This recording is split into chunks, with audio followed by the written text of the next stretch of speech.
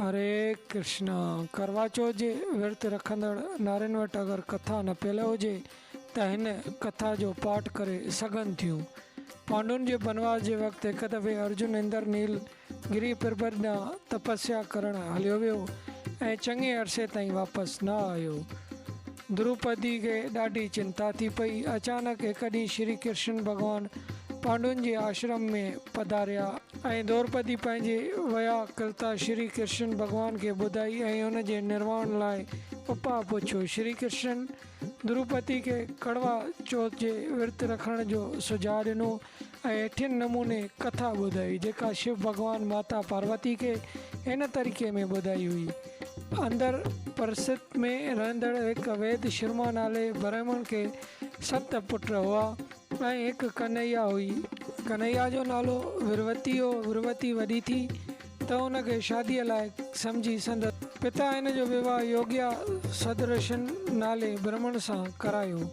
हिकु दफ़े विरवतीअ जे भाॼाइनि कड़वा चौथ जो विर्त नियम अनुसार रखियो, पर हुन ॾींहं ते विरवतीअ खे बुख एॾो त अची तंग कयो जो हुन नियम जे ख़िलाफ़ु भोजन कयो ऐं हुन जो विर्त भंग थी वियो।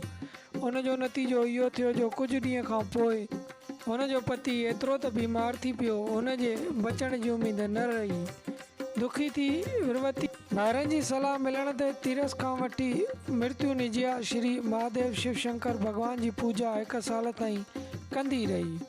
पतीअ जो बीमार अवस्था में कुझु फ़र्क़ु नज़र न आयो, पर सफ़ा बीमारी न लथी। अंदर जी पत्नी अंदर राणी विरवती अंदर लोक मां पृथ्वी ते कड़वा चौथ जी विर्त जी स्थापना लाइ आई ऐं विरवती अंदर राणीअ खां पुछियो त मां इहो कहिड़ो उपाउ करियां जंहिंजे करण सां मुंहिंजो पति बिल्कुलु ठीकु थी वञे।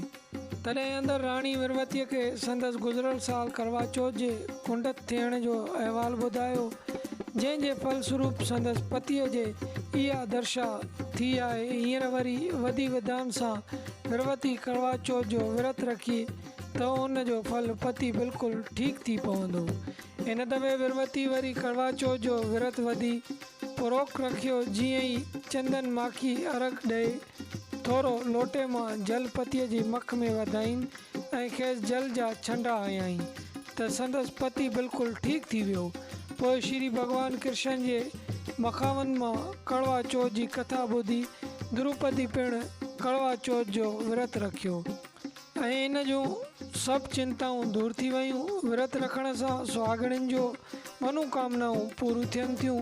कथा समाप्त। जय श्री कृष्ण। इहो कथा पूरी पढ़ी पोइ भॻवानु श्री गणेश जी आरती कजे ऐं आख़िर में जगदीश हरिअ जी आरती कजे। अगरि इहो बि यादि न हुजनि त गायत्री मंत्र जो 3 दफ़ा जाप करे पोइ कथा जी पूजा समाप्त कजे।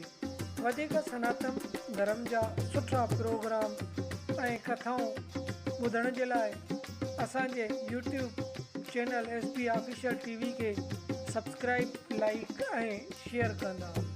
वॾी महिरबानी।